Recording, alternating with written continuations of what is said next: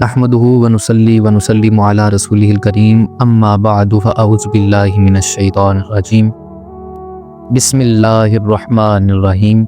رمضان المبارک کے تیسرے روزے حضور تاجدار انبیاء علیہ تحیت والثناء کی پیاری لخت جگر نور نظر ملکہ فردوس حضرت سیدہ فاطمہ الزہرا سلام اللہ علیہا کا وصال با کمال ہوا، لہٰذا آج میں ان کی شان اقدس میں کچھ باتیں عرض کرنا چاہوں گا۔ کون فاطمہ؟ سیدہ طیبہ طاہرہ عابدہ ساجدہ صالحہ منورہ فاطمہ الزہرا سلام اللہ علیہا۔ حضور امام الانبیاء علیہ السلام نے ارشاد فرمایا، فاطمہ بدعۃ منی فمن اغضبھا اغضبنی۔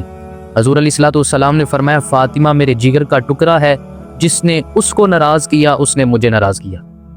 ایک صحابی حضرت ام المومنین سیدہ عائشہ صدیقہ رضی اللہ تعالی عنہا کی بارگاہ خدمت میں حاضر ہو کر عرض کرتا ہے کہ حضور علیہ السلام کو سب سے زیادہ محبوب کون ہے؟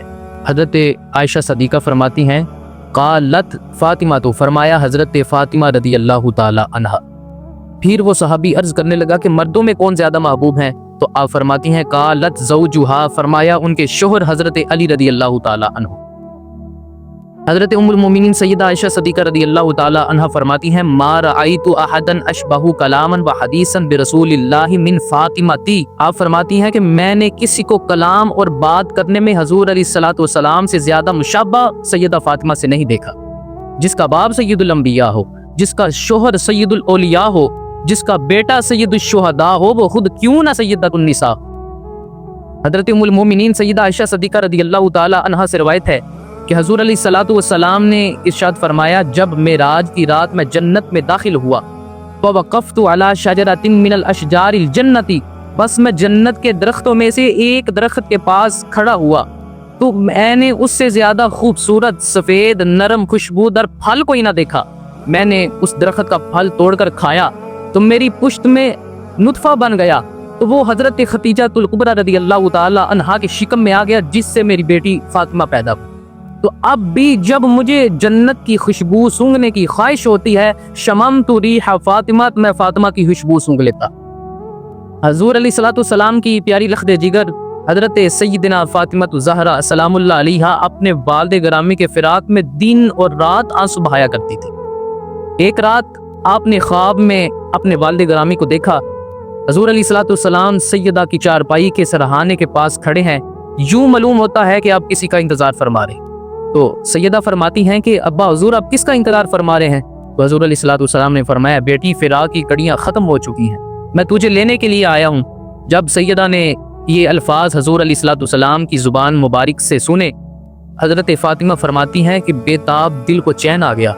تو جب صبح ہوئی تو حضرت علی رضی اللہ تعالی عنہ نے دیکھا کہ سیدہ جلدی سے آٹا گوندھ کر روٹیاں پکا رہی ہیں، شہزادوں کے کپڑے دھو رہی ہیں، انہیں غسل کروا کر زلفیں سنوار رہی ہیں۔ تو حضرت علی رضی اللہ تعالی عنہ نے فرمایا، سیدہ یہ کیا ہو رہا ہے؟ اس پر حضرت فاطمہ رضی اللہ تعالی عنہ نے اپنے آقا کو خواب والا سارا واقعہ سنایا۔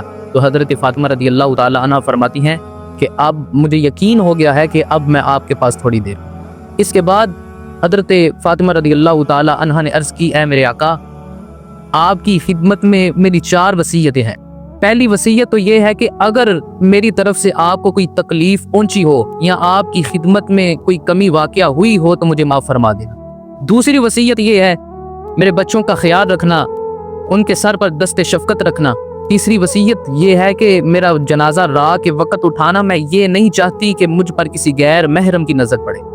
چوتھی وصیت میری قبر پر تشریف لاتے رہنا اور مجھے بھول نہ جانا اور دعائے خیر فرماتے رہنا۔ جب حضرت علی رضی اللہ تعالی عنہ نے یہ وصیتیں سنی تو بے قرار آنکھوں سے آنسو بہنے لگے۔ تو حضرت علی رضی اللہ تعالی عنہ نے فرمایا، سیدہ تیری ہر وصیت پر عمل کیا جائے گا۔ تو اس کے بعد حضرت فاطمہ رضی اللہ تعالی عنہا نے غسل فرمایا اور نیا لباس زیتن کیا، تو چند ہی لمحوں کے بعد آپ کی روح پرواز کر گئی۔ انا للہ و انا الیہ راجعون۔ حضرت ابو ایوب انصاری رضی اللہ تعالی عنہ سے روایت ہے کہ حضور علیہ السلام نے فرمایا، قیامت کے دن منادی یہ ندا کرے گا کہ اے اہل محشر، اپنے سر جھکا لو، اپنی آنکھیں بند کر لو، اے نبیو اپنی آنکھیں نیچی کر لو، اے صحابیو اپنی آنکھیں نیچی کر لو، اے اہل محشر اپنی آنکھیں نیچی کر لو، حتی تمر فاطمہ بنت محمد علی الصراط، تاکہ محمد کی بیٹی فاطمہ پل صراط سے گزر جائے۔ نگاہوں کو جھکا لو، سر محشر یہ ندا ہوگی، نگاہوں کو جھکا لو، سر محشر یہ ندا ہوگی، سواری خلد میں جائے گی جب زہرا کی، وما علینا الا البلاغ المبین۔